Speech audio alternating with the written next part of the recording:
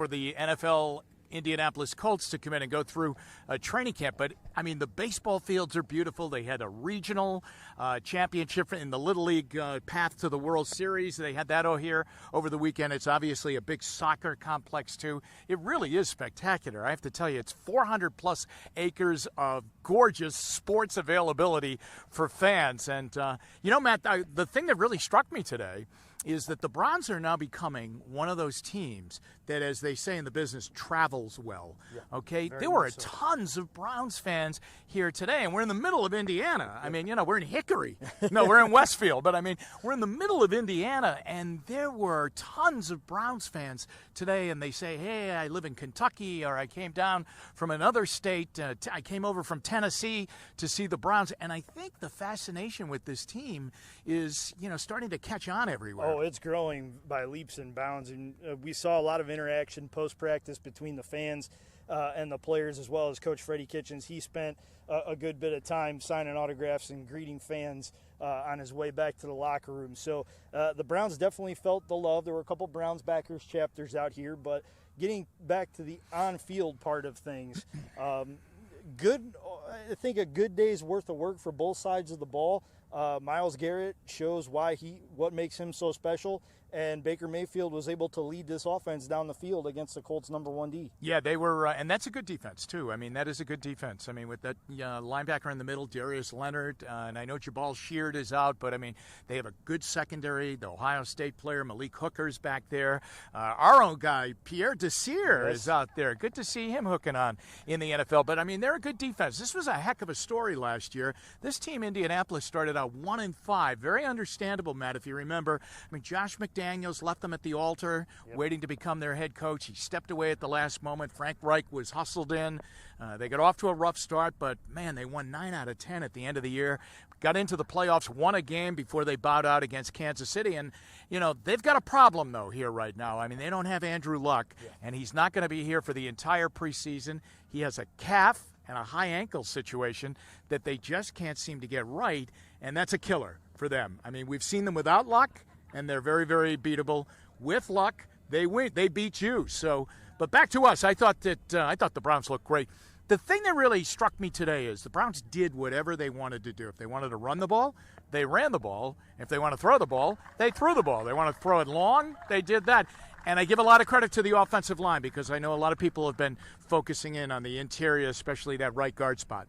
Yeah, I thought the offensive line did a good job to keep the pressure out of the backfield, even though the quarterbacks can't get hit or are not supposed to get hit in practices like these. And I thought they did a good job to open up some holes in the running game for Nick Chubb and Kareem Hunt, who we got to see do some extended work today.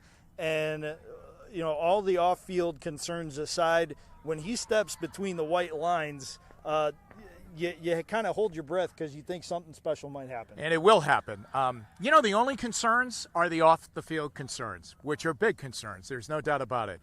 But if he stays, within the lines of the rules of the NFL and the behavior that the Browns want to have him, exhibit, then on the football field, he is dynamic, and he made a couple of shifts and cuts today that just left the Colts with broken ankles defensively. They buckled, and it reminded me, unfortunately, a little bit of a bad memory. It reminded me of that Kansas City game when he rolled into town last year as a Chief and scored 3 touchdowns in that game. I mean, he's a video game. Yeah. He really is. Yes, he is. He has all the talent in the world, and hopefully he can fulfill the terms of his suspension and do what the Browns need him to do to be back on the field. Before we let you go, JD, wanted to talk about the wide receivers. Beckham and Landry get the headlines, obviously, because they have the proven track records. But we haven't seen a whole lot of them in team drill situations throughout this first couple of weeks of training camp. Is it something we should be concerned about moving forward, or are they on a good path, do you think, to be ready when the games really count on September 8th? Well, I think they're on a good path to be ready, but I will not be proven correct until the Tennessee game and they both have 7 catches or something like that. I think they're going to be all right. I think this goes back to a couple of years ago, and you'll remember it well, at First Energy Stadium, then as a New York Giant. Beckham got hurt in that game in a mean nothing game 2 of the preseason, and he got hurt. He hurt his ankle, and he missed a quarter of the season, and he was never the same for that particular year. And he is, I mean, they moved mountains to get him.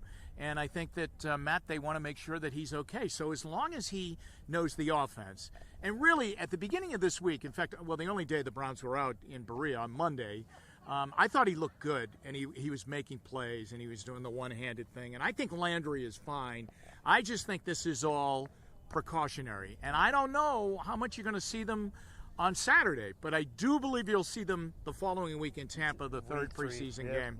But I'm not worried about it. There's nothing with injury. I mean, they're ready to go. It's just, hey, we got to have them. They are the headliners, as you said, and it's good for the other guys. I mean, some other guys are really benefiting from the work. Yeah, there seems to be a lot more depth at the wide receiver position this year than in previous years. I think to a man, every guy has flashed at least a couple times in training camp, and that's not something we're necessarily used to out of that position. No, not at all. And Higgins had a great day today, and he's had a great day every day, really. So Rashard Higgins and Mayfield, they've got a great chemistry going between each other.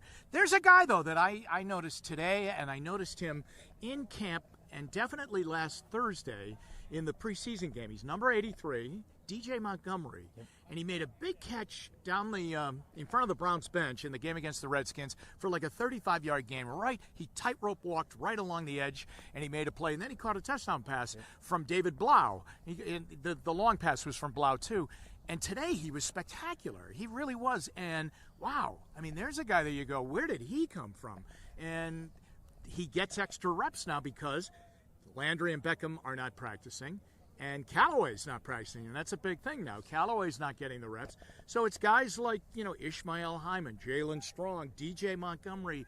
They're all getting the extra reps. Sheehy Giuseppe was on the field a little bit more today, too. It's nice to see that guys are taking advantage of those extra reps that they're getting with elevated competition that they're facing, and also a higher level of caliber of their teammates, because they get bumped up a line, or in some cases two teams, and they get an opportunity to shine with some other guys that they maybe haven't worked with in the past. Yeah, you're right, and that's good, and you're absolutely correct about this is the most depth and the most talent the Browns have ever had at the wide receiver, which will allow them to sustain the hit of Callaway missing the first 4 games of the year. If that happened last year, Matt, that would have been a big problem for the Browns, because Callaway was in there right away, and he was one of the go-to guys. The other thing that the Browns showed today was a fullback, a real fullback, not a tight end, that slash H-back.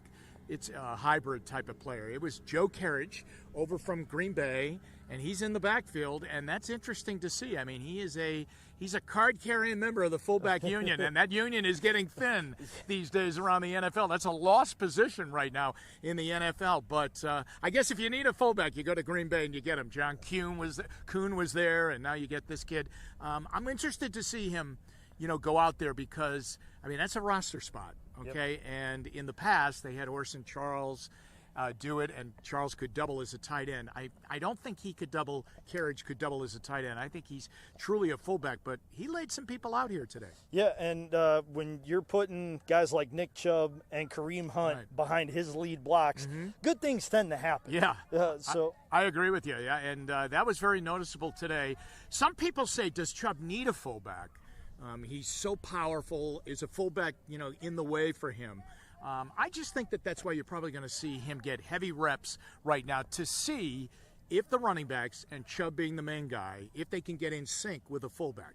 Now, there was one little skirmish that broke out in the middle of the practice, and these joint sessions tend to lead to those types of things, but it was curtailed pretty quickly, and overall it just seemed like good competition, and the Browns were very happy with the work that they got in today. Now it's about what Freddie Kitchens always talks about, consistency, stacking another good practice against the Colts, now that the Colts know a little bit more of what the Browns can do on the field. Yeah, absolutely, and we'll see what happens tomorrow. They'll have a walkthrough Friday, and then Game 2 comes up on Saturday. I would think that I think Mayfield will play.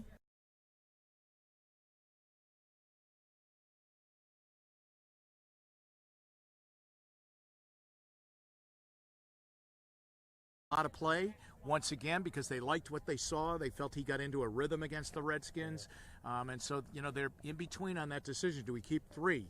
If we're going to keep Stanton, are we going to keep a third? Gilbert seems to be the guy. But I would imagine on Saturday, David Blau will have a lot of fans in the stands. He played at Purdue. He had a longer press conference out here than Baker Mayfield did today. David Blau. That will be the last time that happens. He was a very popular interview subject here at the field behind us. He's a nice kid. It is nice to see him get the love and that people still appreciate what he was able to do for the Boilermakers. Unfortunately, Ohio State got a firsthand look at what he was able to do there. But that aside, it was nice to see him get a little love. The backup quarterbacks we know are often some of the more popular players in town, but I don't think we can say that anymore. No, not here in Cleveland. No, definitely. You're right about that. Well, Jim, thanks for helping us break down day one of the joint sessions with the Indianapolis Colts here at Grand Park. Always appreciate the time. Looking forward to talking with you tomorrow as well. Absolutely. Matt, we should go right after this and go pick some sweet corn in that field that's right behind our cameraman here because it's looking good. Yes, it is. Jim, thank you again for the time. Pat Chiesa, thank you very much for running point on the camera, and everybody back at WKYC Studios for all their help. Stick to WKYC.com throughout the evening. We'll have a photo gallery from today's practice. We'll also have a recap story and a couple of sidebars as well, and maybe some video of Freddie Kitchens signing some autographs for fans. So for Jim Donovan and Pat Chiesa here in Westfield, Indiana, I'm Matt Florjancic. Thanks for watching and enjoy the rest of your day.